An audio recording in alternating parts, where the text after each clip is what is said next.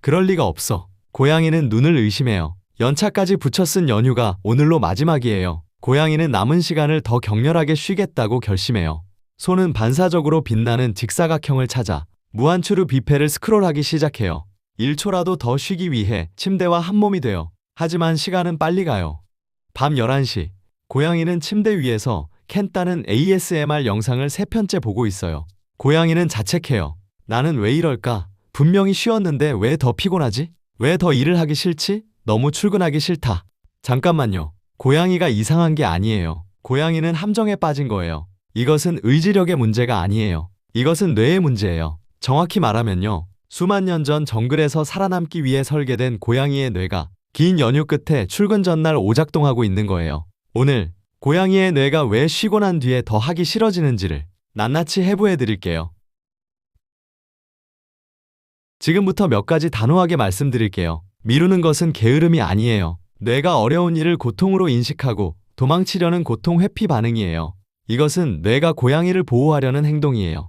쉬었는데 피곤한 것은 나약함이 아니에요. 뇌가 가짜 휴식에 속아 에너지를 낭비했기 때문에 발생하는 정신적 피로예요. 고양이 탓이 아니에요. 집중이 안 되는 것은 의지박약이 아니에요. 현대의 환경이 고양이의 주의를 약탈해 가도록 설계되어 있기 때문이에요. 고양이의 뇌는 약탈적 환경의 피해자예요. 문제를 나의 성격에서 분리하여 뇌의 부품이나 환경의 설계로 돌리는 순간 비로소 고칠 수 있는 시스템의 문제가 되어 인격의 결함이 아니에요. 메커니즘의 오작동이에요. 그리고 메커니즘은 바꿀 수 있어요. 뉴턴의 제1법칙을 기억하시나요? 정지해 있는 물체는 계속 정지해 있으려 한다. 이 물리법칙은 고양이의 뇌 안에서도 똑같이 작동해요. 이름하여 신경관성이에요. 뇌는 지금 이 순간의 상태를 유지하려는 강력한 성질을 갖고 있어요. 고양이가 마취서 깨어날 때 또는 깊은 잠에서 일어날 때 뇌는 이 상태 전환을 극도로 싫어해요. 이것을 수면관성이라고 불러요. 실제로 잠에서 깨어난 직후 20분은요. 뇌의 인지 능력이 현저히 저하된 상태가 돼요. 그런데 이 상태 전환 거부는 단지 잠에서 깨어날 때만 일어나는 것이 아니에요. 휴식 상태에서 업무 상태로 전환할 때도 동일하게 일어나요. 뇌 속의 오렉신 시스템과 노르아드레날린 시스템은 뇌를 휴식 모드에서 각성 모드로 깨우려고 하지만요. 이미 안정된 뇌는 이 변화 자체를 스트레스로 인식해요. 결과적으로 고양이는 심한 그로기 상태와 정신적 안개를 경험하게 돼요. 이것은 고양이가 게으른 게 아니에요. 뇌가 물리법칙에 충실한 거예요. 화학 반응이 시작되기 위해 최소한의 에너지가 필요하듯 고양이가 일을 시작하기 위해서도 심리적 활성화 에너지가 필요해요. 로켓이 지상에서 1cm 떠오르기 위해 전체 연료의 엄청난 양을 소모한다는 사실 알고 계셨나요? 일단 궤도에 오르면 적은 연료로도 비행이 가능하지만요. 이륙하는 그 찰나가 가장 많은 에너지를 요구해요. 할 일 목록을 앞에 두고 고양이가 멍하니 창밖을 바라보는 이유, 노트북을 열어놓고도 30분째 아무것도 못하는 이유가 바로 이거예요. 뇌는 일을 시작하는데 드는 초기 에너지 비용을 계산하고요. 이것이 너무 크다고 판단해요. 그래서 고양이가 다시 소파에 눕도록 유도해요. 이것은 의지력의 문제가 아니에요. 뇌의 경제적 효율성 계산의 결과예요. 고양이의 조상들은 먹이가 부족하고 포식자가 득실거리는 환경에서 살았어요. 그곳에서 불필요한 움직임은 곧 에너지 낭비이자 생존 위협이었어요. 쉬고 아끼고 가장 쉬운 길을 택하는 개체가 살아남아 후손을 남겼어요.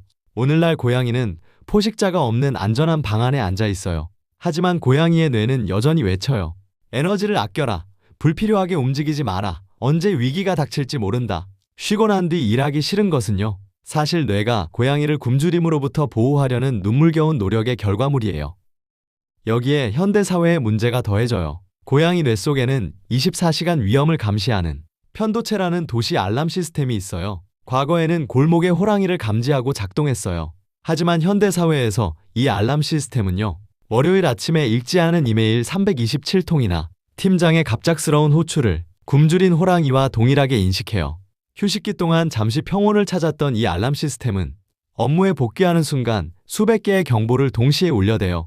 스트레스 호르몬 코르티솔이 뿜어져 나와요. 가슴이 답답하고 속이 막막하고 아무것도 하기 싫은 그 감각. 그것은 뇌가 도망쳐 이메일 호랑이가 나타났다 라고 소리치는 생물학적 신호예요. 고양이는 휴식 기간 동안 무엇을 했나요? 유튜브 쇼츠, 인스타그램 스크롤, 넷플릭스 정주행, 모바일 게임. 이것들은 뇌에게 매우 적은 노력으로 엄청난 양의 도파민을 제공해요. 이름하여 사탕추르예요. 여기서 도파민에 대한 오해를 바로잡을게요. 도파민은 행복 호르몬이 아니에요. 도파민은 갈망의 호르몬이에요. 고양이가 추루를 먹었을 때 나오는 것이 아니라요. 추루가 있을 것 같다는 기대를 할 때 더 강하게 나와요. 이것이 고양이가 스마트폰을 잡는 이유예요. 뭔가 재미있는 것이 있을 것 같은 그 기대감 자체가 도파민을 분비시켜요. 문제는 이 사탕 추루로 인해 뇌의 도파민 기준점이 높아졌다는 거예요. 인위적으로 치솟은 도파민 기준점은요, 보고서 작성이나 책 읽기처럼 낮은 자극을 주는 일반 업무, 즉 일반 추루를 맛없고 고통스럽게 느끼도록 만들어요. 뇌는 이미 고농도 자극에 익숙해졌기 때문에 낮은 자극의 업무에는 아예 시동조차 걸지 않으려 해요. 더 심각한 것은 신경 적응이에요. 지속적인 고자극은 뇌의 도파민 수용체 수 자체를 줄여버려요. 예전과 같은 즐거움을 느끼려면 더 강한 자극이 필요해져요. 업무 복귀 첫날 책상에 앉아있으면서도 끊임없이 폰을 확인하는 것은요, 뇌가 떨어진 도파민 농도를 채우기 위해 가짜 추루를 구걸하는 상태이기 때문이에요. 고양이의 뇌는 멀티태스킹을 하지 않아요. 실제로는 아주 빠르게 한 작업에서 다른 작업으로 이동하는 스포트라이트에 가까워요. 휴식 상태에서 업무 상태로 이 스포트라이트를 옮길 때마다 뇌는 이전의 휴식 맥락을 지우고 새로운 업무 맥락을 불러오는 무거운 프로세스를 가동해요. 심리학에서는 이것을 전환 비용이라고 불러요. 연구에 따르면 이 전환이 일어날 때마다 뇌의 에너지는 급격히 소모되며요. 작업 효율은 최대 40%까지 저하돼요. 비록 몸은 사무실 책상에 앉아있지만요, 고양이의 정신은 여전히 지난 주말의 침대 위 따뜻함에 머물러 있어요. 이것은 주의 잔류물 현상이에요. 이전 상태에 대한 생각이 현재 작업의 몰입을 방해하는 거예요. 이 정신적 거미줄이 걷히기 전까지 고양이의 기억력과 판단력은 본래의 수준으로 돌아오지 않아요.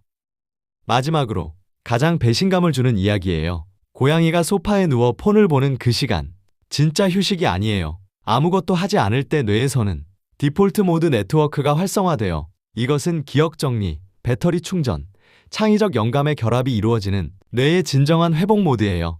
하지만 스마트폰을 보는 동안에는 이 모드가 켜지지 않아요. DM에는 완전한 멍함, 아무 자극도 없는 고요함 속에서만 작동해요. 끊임없이 자극을 처리하고 걱정을 반추하고 타인의 SNS를 보며 상대적 박탈감을 느끼는 상태에서는요, 뇌 입장에서 쉰 것이 아니라 엔진을 공회전시키며 가열시킨 것과 같아요. 이 가짜 휴식이 지속되면 뇌에는 만성적인 마모가 쌓여요. 휴가 내내 아무것도 안 했는데 왜 몸이 천근만근이지? 그것은 고양이의 신경계가 단 한순간도 진정으로 안전함을 느끼지 못했기 때문이에요. 의지력을 믿지 마세요. 뇌는 항상 의지력을 이겨요. 대신 뇌가 눈치채지 못하게 행동을 바꾸는 속임수와 시스템을 사용하세요. 1단계, 90초 법칙, 진입장벽을 분쇄하기. 거창한 목표는 고양이 뇌를 공포에 질리게 해요. 대신 고양이가 비웃을 만큼 아주 작은 목표를 세우세요. 보고서 전체를 완성하자가 아니라요. 딱 90초만 파일 이름만 바꿔보자라고 뇌를 속이는 거예요. 뇌가 이 제안을 수락하는 순간 심리적 활성화 에너지의 문턱을 넘어요. 로켓이 1cm 떠오른 거예요. 일단 시동이 걸리면 신경관성은 이동 상태로 전환돼요. 계속하는 것이 멈추는 것보다 쉬워지는 임계점에 도달해요. 실패해도 돼요. 90초 후에 다시 멈춰도 돼요. 그런데 대부분의 경우 고양이는 멈추지 않아요. 이것이 바로 관성의 마법이에요. 내일 아침 할 일 목록에서 가장 큰 과제 옆에 이렇게 적으세요. 딱 90초만. 그게 전부예요. 2단계, 추루 순서 역전, 보상을 나중으로 미루기. 아침에 눈을 뜨자마자 스마트폰을 보는 것은요, 그날 하루 뇌의 도파민 기준점을 인위적으로 최고치로 올려버리는 행위예요. 이렇게 되면 그날 하루 일반 업무는 모두 맛없고 따분한 것이 돼요. 규칙은 단순해요. 일 먼저, 추루는 나중에. 가장 힘든 일을 먼저 처리하고요. 그에 대한 보상으로만 SNS나 유튜브를 허용하세요. 보상의 순서를 뒤집는 것만으로도 뇌의 도파민 회로는 점차 정상화돼요. 추가 팁이에요. 카페인 섭취를 기상 후 90분 이후로 늦추세요. 일어난 직후에 코르티솔 각성 피크를 활용하고요. 그 이후에 카페인을 추가하면 훨씬 오래 집중력이 지속돼요. 아침 햇빛 5분 쬐기는요, 도파민 수용체 민감도를 높여주는 무료 각성제예요. 3단계, 추루 덤프, 뇌의 램 비우기. 머릿속이 복잡할 때 집중이 안 되는 이유가 있어요. 뇌의 단기 기억은 용량이 제한되어 있어요. 걱정거리 해야 할 일, 잊으면 안 될 것들이 워킹 메모리를 가득 채운 상태에서는요, 새로운 작업에 쓸 공간이 없어요. 해결책은 간단해요. 머릿속의 모든 것을 종이에 쏟아내세요. 걱정거리 할 일, 어젯밤에 생각난 것, 사야 할 것, 이메일 답장해야 하는 것, 형식 없이 전부 꺼내세요. 이것이 추루 덤프 기술이에요. 뇌는 이제 내가 기억하지 않아도 되겠구나라고 안심하고요. 현재 작업에 쓸 수 있는 인지 자원을 확보해요.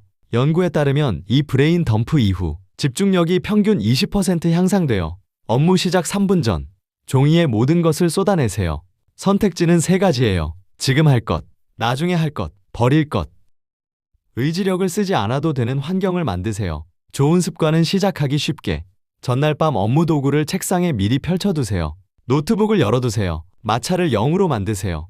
나쁜 습관은 시작하기 어렵게. 스마트폰 충전기를 방 밖에 두세요. SNS 앱을 폴더 깊숙이 숨기세요. 마찰을 최대로 올리세요.